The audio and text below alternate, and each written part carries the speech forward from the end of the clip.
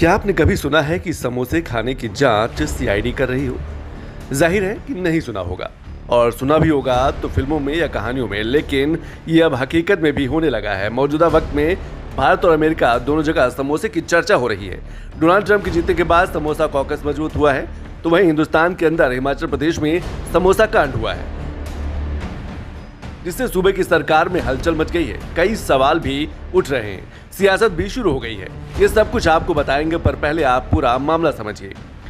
हिमाचल प्रदेश के सीएम सुखविंदर सिंह सुक्खू 21 अक्टूबर को सीआईडी मुख्यालय पहुंचे थे। यहां पर उनके लिए 3 बॉक्स में समोसे और केक मंगवाए गए थे। ये समोसे और केक सीएम सुक्खू के लिए रेडिसन होटल से मंगवाए गए थे, लेकिन ये सब सीएम के पास पहुंचने के बजाय सीएम के स्टाफ को सर्व कर दिया गया। समोसा कांड होने के बाद इस मामले की जांच सीआईडी को सौंपी गई है। जांच में इसे सरकार विरोधी कृत्य करार दिया गया है। सीआईडी के डिप्टी एसपी रैंक के अफसर ने इस गड़बड़ी की जांच की। एएसआई हेड कांस्टेबल को नाश्ता लाने की जिम्मेदारी दी गई थी। अब शायद आप सोच रहे होंगे कि सीआईडी ने इस मामले में जांच क्या की, जो कि सही भी है। आप जानकर हैरान हो जाएंगे कि सीआईडी ने इस मामले में ये जांच की कि किसकी गलती से मुख्यमंत्री के लिए लाए गए समोसे और केक सीएम के स्टाफ को सर्व यानी कि परोसे गए।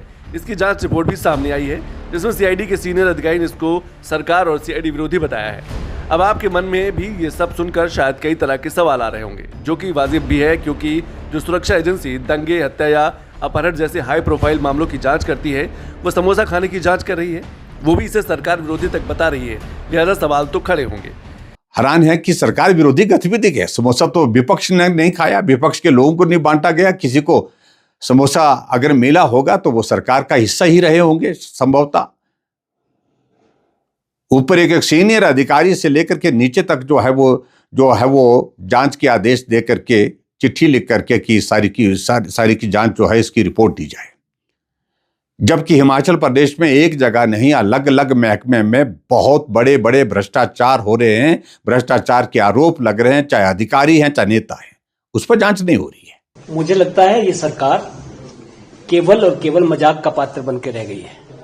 आप देखिएगा कहाँ इंक्वायरी ये होनी चाहिए कि कहाँ लापरवाही हो रही है, कहाँ पर प्रदेश में कमी रह गई है, कहाँ पे अधिकारियों की लापरवाही रही है। जो जनता को जो सुविधाएं मिलनी चाहिए और जो नहीं मिल रही हैं, उस पर इंक्वायरी होनी चाहिए। पर बड़ी विडंबना है कि आज इंक्वायरी समोसों पर हो रही है कि माननीय मुख्यमंत्री जी को केवल समोसे नहीं मिले 5 स्टार होटल के, उस पर इंक्वायरी हो रही है। ये बहुत ही मजाक का विषय है। हिमाचल प्रदेश के अंदर बड़े बड़े स्कैंडल्स अलग अलग डिपार्टमेंट्स के अंदर हो रहे हैं। मुख्यमंत्री जी को उनकी तरफ ध्यान देना चाहिए। जो पैसों का लेन देन सेक्रेटरीट मुख्यमंत्री जी के दफ्तर से लेकर के अलग अलग हेडक्वार्टर्स के ऊपर चल रहा है, उसके ऊपर इंक्वायरी करनी चाहिए। जो छोटी सी बातें हिमाचल प्रदेश को बदनाम करने के लिए पूरे देश के अंदर इस गवर्नमेंट आगे बढ़ रही है। इस समोसा कांड को लेकर हर तरफ से हिमाचल सरकार पर सवाल खड़े हो रहे हैं, क्योंकि हिमाचल प्रदेश में इस समय कई ऐसे मामले सामने आ चुके हैं जिसको लेकर सुक्खू सरकार पहले ही सवालों के घेरे में है। अब जब मामला ज्यादा हावी हुआ है तो सीआईडी के डीजीपी ने सीएम सुक्खू के खाने का मेन्यू ही बताने लगे और खुद सीएम सुक्खू ने भी सफाई दी है, जबकि बीजेपी प्रशासन के अंदर खाने में ही मनमुटाव की बात कर रही है। जरा पता करो कहाँ है। इतनी सी बात पे बात को एस्केलेट कर दिया गया, जो उचित नहीं है। ये इंटरनल मैटर है सीआईडी का, 100% इंटरनल है। और उसमें मैं ये भी कहना चाहूंगा, सीएम खुद तली भुनी चीजें नहीं खाते हैं, समोसा तो बिल्कुल ही नहीं खाते।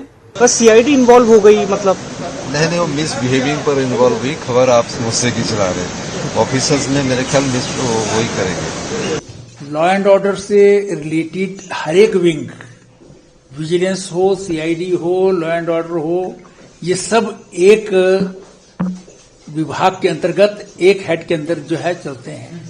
लेकिन डीजीपी का जो है वो अपनी जिम्मेवारी से भागना कि इंक्वायरी जो हो रही है वो सीआईडी के अंदर है, अर्थात सीआईडी का संबंध जो है वो डीजीपी से नहीं है, पुलिस से नहीं है। अगर उनका संबंध आपस में कोई नहीं है तो फिर लॉ एंड ऑर्डर कैसे मेंटेन होगा?